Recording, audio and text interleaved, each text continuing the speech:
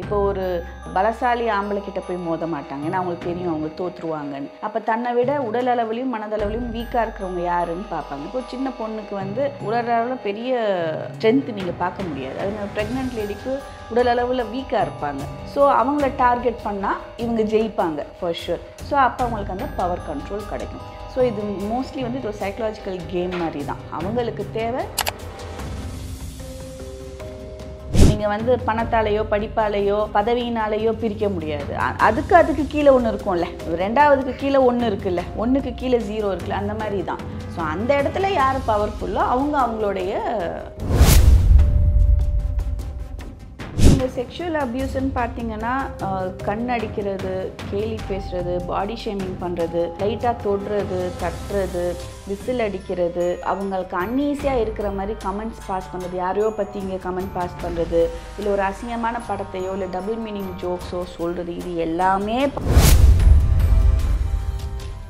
பாதிக்கப்பட்டிருந்தாங்கன்னா அவங்களுக்கு தூக்கம் சரியாக இருக்கா, சாப்பிட மாட்டாங்க, 4 பேர் இருக்கிற இடத்துக்கு வரமாட்டாங்க, ஒதுங்கியே இருப்பாங்க, ரொம்ப டிப்ரெஸ்டாக இருப்பாங்க, உடம்பு வலிக்குதுன்னுவாங்க, கெட்ட கனவுகள் வருதுன்னு அலறி அடிச்சுட்டு எந்திரிப்பாங்க. இந்த மாதிரிலாம் சில சிம்டம்ஸ் வச்சு பெற்றோர் கண்டுபிடிக்கணும். ஏதோ வித்தியாசமாக இருக்குது, இது நம்ம குழந்தை இல்லையே, இது வேறு மாதிரி இருக்கேன்றப்ப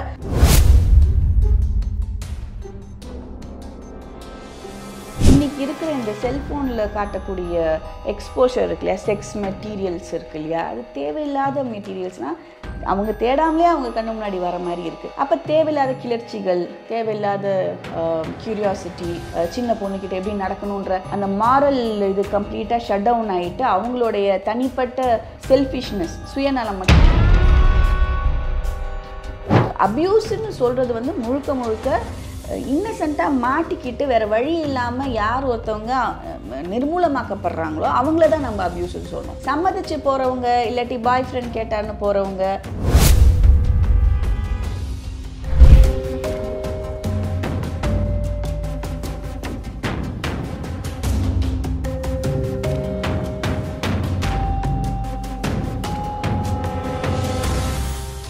ரியலோ நேயர்களுக்கு வணக்கம். இன்று நம்மளுடைய நேர்காணலுக்கு டாக்டர் அபிலாஷா அவர்கள் இணைஞ்சிருக்காங்க. மேம் வணக்கம். வணக்கம். எப்படி இருக்கீங்க? நல்லா இருக்கு. இப்போது சமீப காலமாக வந்து பாலியல் சீண்டல் சம்பந்தமான நிறைய நியூஸஸ் வந்து பார்த்துக்கிட்டு இருக்கோம். அதுவும் இந்த கடந்த 3 நாட்களில் 8 கேசஸ் கிட்ட வந்து பார்த்துருக்கோம். பாதிக்கப்படுறவங்க எல்லாருமே வந்து நினச்சி பார்க்காத அளவுக்கு உண்டான ஒரு வயதினராக தான் இருக்காங்க. நினச்சி பார்க்காத முடியாத வயதினர்னால் ஒன்று ஸ்கூல் காலேஜ் படிக்கிறவங்க கூட இல்லை, ஸ்கூல், இன்னொன்று வந்து ப்ரெக்னன்சி உமன்ஸ், இவங்களாக தான் இருக்காங்க. முதல்ல இந்த பாலியல் சீண்டல் ஏன் நடக்குது, எதுக்கு நடக்குது அப்படிங்கிறதெல்லாம் தாண்டி இவங்களையும் நம்ம பாலியல் சீண்டலுக்குள்ளே உள்ளடக்கணும் அப்படிங்கிற மனநிலை எந்த மாதிரியான மனநிலை? இது உண்மையிலேயே ரொம்ப வருந்தத்தக்க செயல்கள் தான். பட் அந்த அப்யூஸருக்கு செய்யக்கூடியவங்களுக்கு ஏன் செய்கிறாங்கன்னா வல்னரபிலிட்டி அப்படின்னு சொல்லுவோம். அவங்களுக்கு பவர் கண்ட்ரோல் வேணும். ஸோ அவங்கள விட வீக்காக யார் இருக்கான்னு பார்ப்பாங்க. இப்போ ஒரு பலசாலி ஆம்பளை கிட்ட போய் மோத மாட்டாங்க, ஏன்னா அவங்களுக்கு தெரியும் அவங்க தோற்றுருவாங்கன்னு. அப்போ தன்னை விட உடல் அளவுலையும் மனதளவுலையும் வீக்காக இருக்கிறவங்க யாருன்னு பார்ப்பாங்க. இப்போ சின்ன பொண்ணுக்கு வந்து உடல் அளவில் பெரிய ஸ்ட்ரென்த் நீங்கள் பார்க்க முடியாது. அதேமாதிரி ப்ரெக்னென்ட் லேடிக்கு உடல் அளவில் வீக்காக இருப்பாங்க. ஸோ அவங்கள டார்கெட் பண்ணால் இவங்க ஜெயிப்பாங்க ஃபார் ஷுர். ஸோ அப்போ அவங்களுக்கு அந்த பவர் கண்ட்ரோல் கிடைக்கும். ஸோ இது மோஸ்ட்லி வந்து இது ஒரு சைக்கலாஜிக்கல் கேம் மாதிரி தான். அவங்களுக்கு தேவை சக்ஸஸ், எனக்கு வந்து அந்த பவர் வேணும், அவங்கள நான் ஆட்டி படைச்சேன்னு சொல்கிறேன், அந்த பவர் வேணுன்றது தான் இதுக்கு முக்கிய காரணம். ஓகே, இது எல்லாத்தையும் தாண்டி இப்போ ஒரு பொண்ணு இருக்காங்க, அவங்க வந்து ரொம்ப ஜாலியாக அவங்கள்ட்ட நல்லா பேசுகிறாங்க. அவங்கள்ட்ட ஒரு ஆண் வந்து இந்த மாதிரியான ஒரு அப்ரோச்மெண்ட்டுக்கு போகிறது அப்படிங்கிறது ஒரு விஷயம் நடக்குது அப்படின்னு வச்சுக்கோங்களேன். இன்னொரு பக்கம் ஒரு பொண்ணு இருக்காங்க, நம்மள்ட்ட என்ன விஷயம் பேசணும்னு நினைக்கிறாங்களோ அதை மட்டும் பேசிட்டு அவங்க உண்டு அவங்க வேலை உண்டு அப்படின்ட்டு போகிறாங்க. அவங்களோட பேச்சும் நடவடிக்கையும் ரொம்ப ஸ்ட்ரிக்டாக இருக்கும். ஸோ அவங்கள்ட்ட அந்த மாதிரியான அப்ரோச்மெண்ட் நடக்கிறது அப்படிங்கிறது வந்து கம்மியாக இருக்கும் அப்படிங்கிறது ஒரு பார்வை. ஸோ நம்மளோட அப்ரோச்மெண்ட்டு தான் ஆப்போசிட்டில் இருக்கிறவங்கள இந்த மாதிரியான இடத்துல வச்சுக்கணும் வச்சுக்கக்கூடாது அப்படிங்கிறத தீர்மானிக்குதா? அப்படி நம்ம சொல்ல முடியாது. ஏன்னா நீங்கள் நிறைய சம்பவங்கள் பார்த்தீங்கன்னா ஸ்ட்ரேஞ்சர்ஸ் தானே. இப்போ அந்த ட்ரெயினில் அந்த ப்ரெக்னென்ட் லேடிக்கும் அந்த ஆளுக்கும் சம்மந்தமே கிடையாது. எதுக்கு அவங்கள வந்து அட்டாக் பண்ணணும்? அவங்க பேசவே இல்லையே, அவங்க நல்லா பேசுவாங்களா நல்லா பேச மாட்டாங்களான்னு நமக்கு தெரியாதே. ஸோ ஒருத்தவங்களுடைய குணாதிசயத்தை பேஸ் பண்ணி அவங்க அப்யூஸ் ஆவாங்கன்னு சொல்ல முடியாது. இது அப்யூசருடைய பாயிண்ட் ஆஃப் வியூ. ஸோ அந்த இடம் சூழல் அவங்களுக்கு தகுந்தாற் போல் இருக்குது, இல்லை அவங்களுடைய பவரை காட்டக்கூடிய இடம். ஃபார் எக்ஸாம்பிள் ஒரு டீச்சர் ஸ்டூடெண்ட்னா டீச்சர் தான் அங்கே பவர்ஃபுல் இல்லையா? ஸோ அவங்களுடைய பவர் அங்கே காட்ட முடியும் அப்படின்ற ஒரு இடத்துல ஒரு வீக்கான ஒரு வல்னரபிள் பர்சன் கிடச்சா அவங்க அதை எக்ஸிபிட் பண்ணுறாங்க. ஸோ இது வந்து விக்டிமோடைய personality doesn't play a major role. Okay, அப்போ பவர்ஃபுல் பொசிஷனாக இருக்கிறவங்க லோ பீப்புள்ஸ் மேலே இந்த மாதிரியாக பண்ணுறாங்க. இந்த லோ பீப்புள்னு நம்ம சொல்கிறது வந்து எல்லா இடத்துலையுமே இருக்கிற லோ தான். இது நீங்கள் வந்து பணத்தாலேயோ படிப்பாலேயோ பதவியினாலேயோ பிரிக்க முடியாது. அதுக்கு கீழே ஒன்று இருக்கும்ல, ரெண்டாவதுக்கு கீழே ஒன்று இருக்குல்ல, ஒன்றுக்கு கீழே 0 இருக்குல்ல, அந்த மாதிரி தான். ஸோ அந்த இடத்துல யார் பவர்ஃபுல்லோ அவங்களுடைய இது வந்து முழுக்க முழுக்க துஷ்பிரயோகம் தான், அதிகார துஷ்பிரயோகம். அவங்களுடைய பவரை யூஸ் பண்ணி அவங்கள அப்யூஸ் பண்ணுறது. இப்போது இந்த மாதிரியான விஷயங்கள் எல்லாம் பண்ணுறாங்கல்ல, இனி வரும் நாட்களில் இது அதிகரிக்கும் அப்படின்ட்டு உங்களால் சொல்ல முடியுதா? இல்லை கேசஸ் வந்து கவுண்ட்ஸ் வந்து அதிகமாகும் அப்படின்னு உங்களால் சொல்ல முடியுதா? இப்போ நடக்கக்கூடிய இந்த மாதிரியான சுச்சுவேஷன்ஸ்லாம் பார்க்கும்போது உங்களுக்கு எப்படி இருக்குது? நிச்சயமாக அதிகரிக்கக்கூடாது, அதில் எல்லாருக்குமே வந்து ஒத்து போவாங்கன்னு நினைக்கிறேன். ஏன் நடக்குதுன்னா, ஒன்று வெளியே கம்ப்ளைண்ட் பண்ணுறதும் ஜாஸ்தியாக இருக்கும். அண்ட் இப்போல்லாம் நம்மளால் ஈஸியாக ட்ரேஸ் பண்ண முடியுது, சிசிடிவி கேமரா அது இதுன்னு இருக்கனால நடந்துச்சு ஒரு சம்பவம்ன்றதை கண்டுபிடிக்க முடியுது. அண்ட் பிள்ளைங்களுக்கும் வந்து நம்ம அவேர்னஸ் இந்த மாதிரி க்ரியேட் பண்ணிகிட்ருக்கோம், உங்களுக்கு ஏதாவது பிரச்சனைனா வெளியே வந்து பேசுங்கன்னு. ஸோ இதெல்லாம் பேஸ் பண்ணி குறைய தான் செய்யணும். ஏன்னா இந்த மாதிரி அக்யூஸ்ட் இருக்காங்க, இந்த மாதிரி அப்யூசர்ஸ் வந்து நிறம் கண்டு கொள்ளப்பட்டாங்கன்னா ஈஸியாக அவங்கள நம்ம பிடிச்சி அவங்கள ஐசோலேட் பண்ணலாம், ப்ரொவைடட் அவங்களுக்கு தண்டனையும் கடுமையாக இருக்கணும். சும்மா நம்ம ஒருத்தரே வந்து 10 தடவை பண்ணுறதை ஒவ்வொரு தடவையும் போய் பிடிச்சிட்டு இருந்தோம்னா வேஸ்ட்டு. ஒரு தடவை பிடிப்பட்டார்னா அவருக்கு வந்து கம்ப்ளீட்டாக ஒரு ஐசோலேஷன் இருக்கணும். அது தண்டனை கடுமையாக இருக்கலாம், இல்லை அவருக்கு பறிக்கப்படுறது, சும்மா சஸ்பெண்ட் பண்ணுறது அப்படிலாம் இல்லை. கம்ப்ளீட்டாக வேலையை விட்டு தூக்கி அவர் டிகிரியெல்லாம் வந்து அப்ரிஷியேட் பண்ணணும். அந்த மாதிரிலாம் பண்ணால் ப்ராபப்ளி நமக்கு ஒரு டிஃப்ரென்ஸ் வரலாம். ஓகே, இது ஒரு விதமாக இருந்தாலும் அடுத்து ஒரு விஷயம் இருக்குது. அது என்ன அப்படின்னா வந்து பார்க்கும்போது வந்து இப்போது வந்து நடவடிக்கைகள் இந்த மாதிரியான விஷயங்கள் எல்லாத்தையும் தாண்டி இந்த மாதிரியான கேசஸ் வந்து அதிகம் ஃபைல் ஆகிட்டு இருக்குல்ல, கேசஸ் அதிகம் ஃபைல் ஆகிட்டு இருக்கு அப்படிங்கிறது அது இப்போ இதுக்கு முன்னாடி அது எந்த மாதிரியான ஒரு விஷயத்தில் இருந்திருக்கும் அப்படிங்கிற ஒரு டவுட் வருது. அதாவது இருந்திருக்கும் அப்படின்ட்டு நான் கேட்குறது வந்து, இப்போ பாலியல் சீண்டல்கள் அப்படிங்கிறது வந்து பேச்சுவார்த்தைகள் மூலியமாக இருக்கிறதும் இருந்திருக்கு, சீண்டல்கள் அப்படிங்கிறது மூலியமாகவும் இருந்திருக்கு. இதற்கு முன்னாடி அது என்னென்ன ஸ்ட்ரக்சர்ஸ் எல்லாம் இருந்திருக்கு மேடம்? நீங்கள் செக்ஷுவல் அப்யூஸ்ன்னு பார்த்தீங்கன்னா கண் அடிக்கிறது, கேலி பேசுகிறது, பாடி ஷேமிங் பண்ணுறது, லைட்டாக தொடுறது, தட்டுறது, விசில் அடிக்கிறது, அவங்களுக்கு அன்ஈஸியாக இருக்கிற மாதிரி கமெண்ட்ஸ் பாஸ் பண்ணுறது, யாரையோ பற்றி இங்கே கமெண்ட் பாஸ் பண்ணுறது, இல்லை ஒரு அசிங்கமான படத்தையோ இல்லை டபுள் மீனிங் ஜோக்ஸோ சொல்கிறது, இது எல்லாமே பாலியல் சீண்டல்கள் தான். நேரடியாக வந்து பாலியல் வன்முறை மட்டும்தான் நம்ம சொல்ல முடியாது. இப்போ ஃபிசிக்கல் அப்யூஸ் மட்டும் இல்லை, இது எல்லாமே அதில் வரும், செக்ஷுவல் அப்யூஸில் வரும். இன்றைக்கி இருக்கிறவங்களுக்கு ஓரளவு அவேர்னஸ் இருக்குது. இப்போ நம்ம ரிப்போர்ட்டான கேசஸ் பார்த்துட்ருக்கோம், பெரிய லெவல் அப்யூஸ் ஆனவங்கள நம்ம சென்சேஷனலாக பார்த்துட்ருக்கோம். இந்த நிமிஷமும் நிறைய ஆஃபீஸில், நிறைய எஜுகேஷன் இன்ஸ்டியூட்ஸில் ஆரம்பத்திலே வந்து கம்ப்ளைண்ட் லெவலுக்கு போகலாம், அவங்கள வந்து அங்கே வேலையை விட்டு தூக்கலாம். இது நமக்கு வெளியே ரிப்போர்ட் ஆகாது, ஆனால் நடந்துக்கிட்டு தான் இருக்குது. ஏன்னா நிறைய சட்ட மாற்றங்கள் வந்திருக்கு, திருத்தங்கள் வந்திருக்கு, அது பெண்களுக்கு சாதகமாகவும் இருக்க தான் செய்யுது. அது அவங்க யூஸ் பண்ணிட்டு தான் இருக்காங்க, தெரிஞ்சவங்க யூஸ் பண்ணுறாங்க, அந்த தைரியம் இருக்கவங்க யூஸ் பண்ணுறாங்க. பட் குழந்தைகள்னு வரும்போது வல்னரபிலிட்டி என்னென்னா, அந்த குழந்தைங்களுக்கு முடிவெடுக்க தெரியாது. ஏன்னா சொல்கிறவன் வந்து எப்பவும் நான் உன்னை கொண்டுருவேன், உங்கள் அப்பா அம்மாவை கொண்டுருவேன் பயமுறுத்தலாம். அப்படி இல்லைன்னா 95% தெரிஞ்சவங்க தான் அப்யூஸ் பண்ணுவாங்க. ஸோ அப்படி அவங்களோட இன்னர் சர்க்கிளில் இருக்கிறவங்க, அக்கம் பக்கத்தில் இருக்கவங்க, சொந்தக்காரங்க, இல்லை இந்த மாதிரி டீச்சர்ஸ் அந்த மாதிரிலாம் இருக்கும்போது அந்த குழந்தை கன்ஃபியூஸ் ஆகிடும். இப்போ அவங்க சொல்கிறத நம்ம கேட்கணுமா, அவங்க நம்ம ஆளு தானே அப்படின்ற ஒரு கன்ஃபியூஷன் வரும்.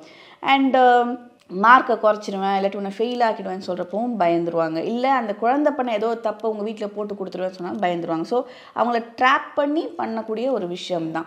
இதில் இன்னொரு முக்கியமான விஷயம், குழந்தைகள் போய் அவங்களுக்கு நம்பகமான ஆட்கள்னு பார்த்தா அவங்க அப்பா அம்மா தான். ஸோ பெற்றோர்கிட்ட போய் முதலே ஆரம்பத்திலே போய் சொல்லும்போது அவங்க உடனே என்ன ஏதுன்னு கேட்டாங்கன்னா நம்ம இதை தடுத்துடலாம். நிறைய பெற்றோர் என்ன பண்ணுறாங்க, குழந்தை ஸ்கூலுக்கு போகிறதுக்காக ஏமாத்துறதுக்கு காரணம் சொல்லுது, இல்லாட்டி அது வந்து சும்மா ஜோக் அடிக்குது, இல்லாட்டி அந்த அங்கிளை பிடிக்காது அதனால இது ஏதோ பொய் சொல்லுது அப்படின்ற மாதிரி இவங்களே நினச்சிக்கிட்டு அதெல்லாம் ஒன்றும் இல்லை சும்மா விளையாடி இருப்பார் போன்னு இவங்களே அதை நெகேட் பண்ணிடுவாங்க. அப்போ அந்த குழந்தைக்கு நம்ம நம்பிக்கையாக போய் சொன்னவங்களும் வந்து கண்டுக்கல அப்படின்றப்ப சரி இதுதான் நம்மளுடைய வாழ்க்கை போலன்னு அதை ஒத்து போய் அதில் போயிடும். ரொம்ப தெரியாமலே தான் அப்யூஸ் ஆகிறோன்றது தெரியாமலே ஆகிட்டுருக்கும். இதுவும் நிறையா நடக்கிறதுனால தான் நான் பெற்றோருக்கு பர்டிகுலராக சொல்கிறேன். 2 விஷயம், குழந்தைகள் உங்ககிட்ட வந்து பேசுகிற மாதிரியான ஒரு சூழலை நீங்கள் தான் க்ரியேட் பண்ணணும். ஆரம்பத்துலேருந்தே அந்த நம்பிக்கை வர மாதிரி ஒரு குவாலிட்டி டைம்னு நம்ம ஏன் அடிக்கடி சொல்கிறோன்னா, எல்லாத்தையும் சொல்ல முடியும் எங்கள் அப்பா அம்மா கிட்டன்ற அந்த தைரியம் அந்த குழந்தைக்கு வேணும். ஏதாவது சொல்ல வந்தாலே சிச்சிப்போ அப்படின்னு சொன்னால் அந்த குழந்தை வந்து பேசாது. 2வது விஷயம், குழந்தைகளை நம்புங்க. அவங்க சும்மா ஏதோ பொய் சொல்கிறாங்கன்னு அவங்கள நெகேட் பண்ணாதீங்க. அவங்க எங்கே போவாங்க, நீங்கள் தான் அவங்களுக்கு கவனிக்கணும், ப்ரொடெக்ட் பண்ணணும். அது பெற்றோருடைய கடமை. அண்டு இன்னொன்று, அவங்கள கண்டுபிடிங்க. இப்போ ஃபார் எக்ஸாம்பிள், சில குழந்தைகள் பாதிக்கப்பட்டிருந்தாங்கன்னா அவங்களுக்கு தூக்கம் சரியாக இருக்கா, சாப்பிட மாட்டாங்க, 4 பேர் இருக்கிற இடத்துக்கு வரமாட்டாங்க, ஒதுங்கியே இருப்பாங்க, ரொம்ப டிப்ரெஸ்டாக இருப்பாங்க, உடம்பு வலிக்குதுன்னுவாங்க, கெட்ட கனவுகள் வருதுன்னு அலறி அடிச்சுட்டு எந்திரிப்பாங்க. இந்த மாதிரிலாம் சில சிம்டம்ஸ் வச்சு பெற்றோர் கண்டுபிடிக்கணும். ஏதோ வித்தியாசமாக இருக்குது, இது நம்ம குழந்தை இல்லையே, இது வேறு மாதிரி இருக்கேன்றப்ப இம்மிடியேட்டாக கவனம் செலுத்தணும். அதை விட்டுட்டு அதை பார்க்காமலே இருக்கிற பெற்றோர் நிறைய பேர் இருக்காங்க. ஒரு 6 மாதமாக அந்த குழந்தைகிட்ட ஒரு மாற்றம் இருக்கும், அதை கண்டுக்காமலே இருப்பாங்க. அப்படி இருக்கக்கூடாது. குழந்தை 18 வயசு கீழே இருக்கிற எல்லாரும் வந்து சரியாக முடிவெடுக்க முடியாதனால தான் அவங்களுக்கு அந்த 18ன்ற ஒரு பார் வச்சுருக்கோம். ஏன்னா தேர் ஃபுல்லி நாட் டெவலப்ட். அப்போ அவங்களுடைய மூளை வளர்ச்சி ஃபுல்லாக இல்லாதப்போ அவங்க முடிவெடுக்க முடியாது, ப்ராப்ளம் சால்வ் பண்ண முடியாதுன்றனால பெற்றோர் தான் அந்த பொறுப்பை எடுத்துக்காங்க. அதனால தான் தேர் த கார்டியன்ஸ். 18 வயசு ஆகிற வரைக்கும் பெற்றோர் தான் கார்டியன்ஸ். அப்போ அந்த குழந்தை ஒரு விஷயத்தை வந்து சொன்னால் அங்கேருந்து டேக் ஓவர் பண்ணுறது பெற்றோர் தான். சமுதாயம் என்ன சொல்லும், அக்கம் பக்கத்தில் என்ன சொல்லுவாங்க, ஐயோ புள்ள வாழ்க்கை நாளைக்கு என்ன ஆகும்னு சொல்லிட்டு நிறைய வீடுகளில் இவங்களே மூடி மறைச்சிருவாங்க. சைலண்ட்டாக ஸ்கூலில் மாற்றிட்டு போயிடுவாங்க, சைலண்ட்டாக இவங்களே ஆக்ஷன் எடுத்துருவாங்க. அந்த அப்யூஸருக்கு அது ஒரு பெரிய தைரியம் ஆகிடும். அவங்க பயந்துட்டு ஓடிடுவாங்க, நம்மளுக்கு யாரும் கம்ப்ளைண்ட் பண்ண மாட்டாங்க. அப்படி இருக்கக்கூடாது. இம்மீடியட்டாக, ஏன்னா இன்றைக்கி உங்கள் வீட்டுக்கு நடந்தால் இன்னொரு வீட்டுக்கு நடக்கக்கூடாதுன்னா அதை கம்ப்ளைண்ட் பண்ணணும், ரிப்போர்ட் பண்ணணும். அது எல்லா பெற்றோரும் பண்ண வேண்டிய ஒரு முக்கியமான விஷயம். இப்போது அந்த அப்யூஸ்லாம் பண்ணுறாங்கல்ல, அது மோஸ்ட்லி வந்து 40+ ஏஜில் சில இருக்கிறவங்க தான் அதிகம் பண்ணுறாங்க. இந்த காலேஜ் படிச்சுக்கிட்டு இருக்கவங்க கூட அது ரொம்ப கம்மி தான் அப்படின்ட்டு வந்து சொல்கிறாங்க. அது என்ன மேடம் 40+? ஏன்னா அவங்களுக்கு அவங்க மேலேயே ஒரு தன்னம்பிக்கை இருக்காது, அப்படியா, கான்ஃபிடென்ஸ் இருக்காது. ரொம்ப வந்து வாழ்க்கையில் தான் தோற்று போனதான்னு நினைக்கிற இன்ஃபீரியாரிட்டி காம்ப்ளெக்ஸ் கொண்டவங்க தான் இந்த வேலையை பண்ணுவாங்க. 2வது, எல்லா இடத்துலையும் கெட்ட பேரும் தோல்வியும் வாங்கினவங்களா இருப்பாங்க. எங்கேயுமே ஷைன் பண்ண முடியல, யாருமே நம்மளை அப்ரிஷியேட் பண்ணல, ஒரு பொண்டாட்டி கூட நம்மளை திட்டிகிட்டு தான் இருக்கா, வீட்லேயும் நம்மளால் எந்த யூஸ் இல்லை. அந்த மாதிரி ஒரு விரக்தி அடைஞ்சவங்க இருக்காங்க இல்லையா, அவங்களுக்கு வந்து எங்கேயோ நான் எஸ்டாப்ளிஷ் ஆகணும், அதுதான் நான் பவர் கண்ட்ரோல்னு சொன்னேன். எனக்குன்னு ஒருத்தவங்க அடிப்பணியணும் அப்படின்றப்ப இந்த வழியை சூஸ் பண்ணுறாங்க. 1. 2வது, இன்றைக்கி இருக்கிற இந்த செல்ஃபோனில் காட்டக்கூடிய எக்ஸ்போஷர் இருக்கு இல்லையா, செக்ஸ் மெட்டீரியல்ஸ் இருக்கு இல்லையா, அது தேவையில்லாத மெட்டீரியல்ஸ்னால் அவங்க தேடாமலே அவங்க கண்ணு முன்னாடி வர மாதிரி இருக்குது. அப்போ தேவையில்லாத கிளர்ச்சிகள், தேவையில்லாத க்யூரியாசிட்டி, சின்ன பொண்ணுக்கிட்ட எப்படி நடக்கணுன்ற அந்த மாரல் இது கம்ப்ளீட்டாக ஷட் டவுன் ஆகிட்டு அவங்களுடைய தனிப்பட்ட செல்ஃபிஷ்னஸ், சுயநலம் மட்டுமே மேலே வருது. இதெல்லாமும் நடக்குது. இது ஒரு முக்கிய காரணம். அண்ட் நிறையா இடத்துல வந்து இப்போலாம் மேரேஜ் ப்ரோக்கன் மேரேஜஸாக இருக்குது, இல்லாட்டி long distance husband and wife தனித்தனியாக இருக்காங்க. அப்போ இந்த செக்ஷுவல் நீட்ஸுக்கெல்லாம் வந்து அவங்க மிஸ்யூஸ் பண்ணுறது, அதை நம்ம நியாயப்படுத்த முடியாது. அதுக்காக அவங்க பிள்ளையே அவங்க அட்டாக் பண்ணிக்க முடியாது. அந்த மாதிரி தான் இன்னொரு வீட்டு பிள்ளையும். பட் இருந்தாலும் அவங்கள பொறுத்த வரைக்கும் அந்த கிளர்ச்சிக்கு அவங்க வடிகால் தேடும்போது இந்த மாதிரி தவறான வழியிலையும் போகிறாங்க. உடலுறவே கொள்ளாமல் ஒரு மனிதர் இருக்கார் அப்படின்னா அவருக்கு தான் இந்த மாதிரியான நினைவுகளும் இந்த மாதிரியான ஆசைகளும் அதிகம் வருமா? அந்த 40+ ஏஜ் அந்த குரூப்பில் இருக்கிறவங்கள கேட்குறேன். அது வயசு வரைக்கும் எதுவும் பண்ணல அப்படிலாம் சொல்ல முடியாது, அது ஒரு காரணமாக சொல்ல முடியாது. அந்த டைமில் வரக்கூடிய, ஏன்னா அவங்க ஏன் அப்படி இருக்காங்கன்னு சொல்ல முடியாதுல்ல. அவங்களுக்கு உடலில் பிரச்சனையா, மனசில் பிரச்சனையா, அவங்களுக்கு வந்து பிடிக்கலையா, எவ்வளோ காரணங்கள் இருக்குது. ஸோ அதை வச்சு நம்ம பொதுவாக சொல்ல முடியும். அப்போ அந்த மாதிரியான எண்ணம் வர்றதுக்கு அடிப்படையான காரணங்கள் என்ன? அதுதான் சுயநலம், கிளர்ச்சி. 4 பேர் கூடும்போது தப்பாக தெரியாது. இப்போ இந்த இதுவே டீச்சர்ஸே பார்த்திங்கன்னா 3 பேர் சேர்ந்து பண்ணியிருக்காங்க இல்லையா. ஸோ இவங்க அவங்கள காட்டுவாங்க, அவர் இவரை காட்டுவாங்க, இப்படி இவங்களுக்குள்ளேயே ஒரு கூட்டு இது பண்ணிக்கிட்டு மாப் சைக்காலஜின்னு சொல்லுவோம். இப்போ கூட்டமாக பண்ணும்போது தப்பாக தெரியாது அவங்களுக்கே, எல்லாம் பண்ணிக்கலாம், பார்த்துக்கலாம் விடு அப்படின்னு. அது அந்த அசால்ட்டில் பண்ணுறது தான். பட் எல்லாருக்குமே வந்து மாரல் சைடுன்னு ஒன்று இருக்குது. நம்ம மூளையில் வந்து தப்பு, ரைட்டு, ஜட்ஜ்மெண்ட்டு இதெல்லாம் இருக்குது. அந்த இம்மாரலாக ஒரு விஷயம் பண்ணும்போது ஒரு தடுக்கும் ஒரு விஷயம், அதை பீட் பண்ணுறதுக்கு இவங்களே ஒரு ரீசன் கொடுத்துக்குவாங்க. பார்த்துக்கலாம், இதுக்கு முன்னாடி பண்ணவர் நல்லா தானே இருக்கார், அவர் இருக்கார், அவர் ஒன்றும் உள்ளே போலியே, அவங்க ஒன்றும் கம்ப்ளைண்ட் கொடுக்கலையே, இந்த மாதிரி இவங்களே வந்து ரீசன்ஸ். ஆனால் தான் நாங்கள் திருப்பி சொல்கிறோம், தண்டனைகளை கடுமையாக்குங்க, இம்மீடியட் ஆக்குங்க. ஏன் இம்மீடியட்னா, அந்த குழந்தைக்கு வந்து சட்டத்திட்டம்லாம் தெரியாது. என்னை வந்து அவன் ஒருத்தன் பாதித்தான், என் கண்ணு முன்னாடி அவனுக்கு நீங்கள் பனிஷ்மெண்ட் கொடுத்தாதான் அந்த குழந்தைக்கு நீதி கிடைச்ச மாதிரி. இல்லாட்டி அது வாழ்க்கையே அதுக்கு வந்து ஸ்கார் ஆகிடும், அது யாரையுமே நம்பாது அது வளர்ந்து பெருசானதுக்கப்புறம். அதுக்காக தான் குழந்தைகள் விஷயத்தில் உடனே நீதி அந்த குழந்தை கண்ணு முன்னாடியே காட்டணும். இதை பாரு உன்னை பண்ணால அவன் தண்டனைக்கு ஆளாயிட்டான் அப்படின்னு காட்டணும்.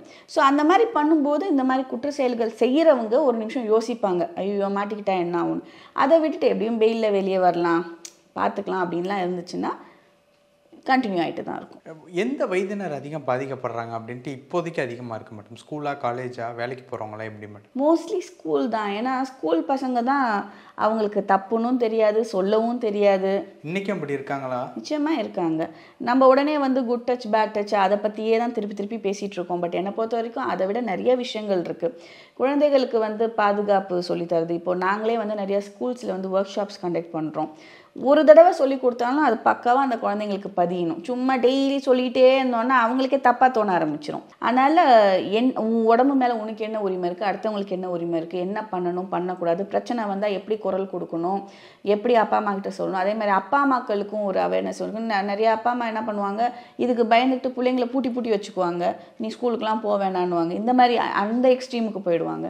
அப்படிலாம் இல்லாமல் நம்ம பேலன்ஸ்டாக அவேராக இருக்கணும். அவேருன்றது புரிதல், நமக்கு ஒரு என்ன நடக்குது நம்மளை சுற்றி, நம்ம என்ன பண்ணணுன்ற முன்னெச்சரிக்கை தெரிஞ்சால் போதும். பெண்கள் மோஸ்ட்லி வேலைக்கு போகிற இடத்துல இந்த மாதிரியான பண்ணுறாங்கல்ல, அவங்களுக்கு இந்த மாதிரியான ஒரு அப்ரோச்மெண்ட் வருது அப்படிங்கிற பட்சத்தில் அவங்க ஃபஸ்ட்டு ஸ்டெப்பு என்ன எடுக்கணும்?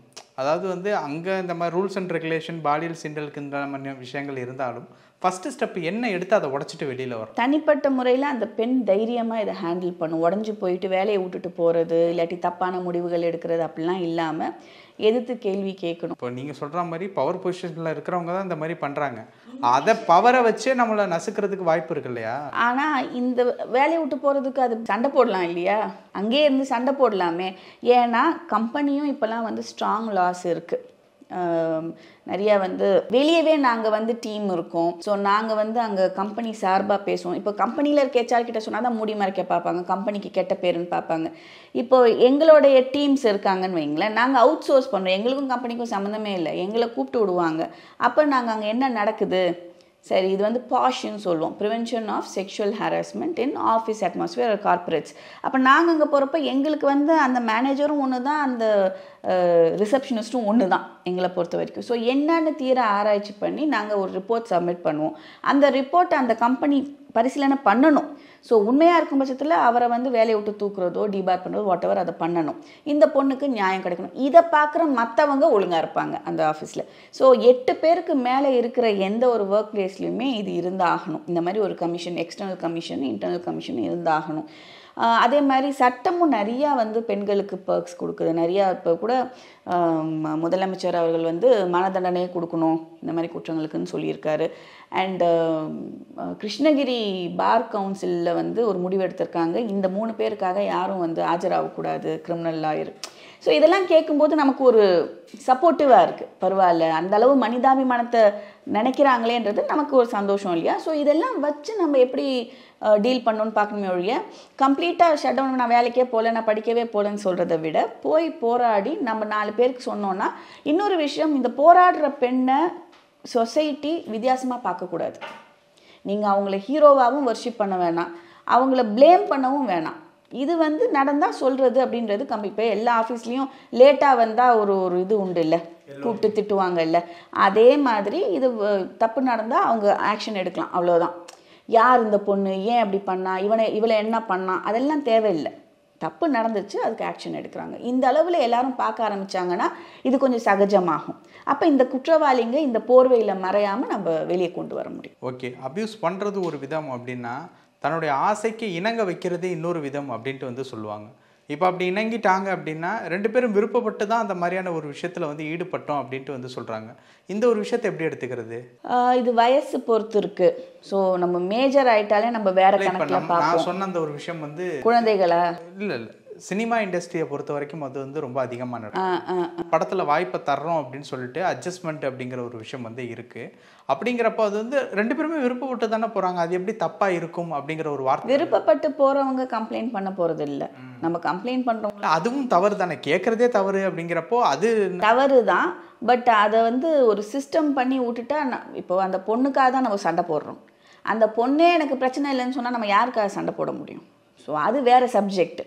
நம்ம அப்யூஸ்ன்னு சொல்கிறது வந்து முழுக்க முழுக்க இன்னசென்ட்டாக மாட்டிக்கிட்டு வேறு வழி இல்லாமல் யார் ஒருத்தவங்க நிர்மூலமாக்கப்படுறாங்களோ அவங்கள தான் நம்ம அப்யூஸ்ன்னு சொல்லணும். சம்மதிச்சு போகிறவங்க இல்லாட்டி பாய் ஃப்ரெண்ட் கேட்டார்னு போகிறவங்க அது வேறு. அது அவங்களோட சம்மதத்தோடு நடக்குதுன்னா நம்ம ஒன்றும் பண்ண முடியாது. அப்படி வந்து நேர்மையாக போட்டி போட முடியலன்னா போட்டி போடக்கூடாது. குறுக்கு வழியில் போட்டி போடுறதுக்கு 1000 வழி இருக்குது. அதை நம்ம நியாயப்படுத்த முடியாது. ஓகே மேடம், நிறைய விஷயங்கள் பகிர்ந்துக்கிட்டீங்க. நேரத்துக்கு ரொம்ப நன்றி. நன்றி.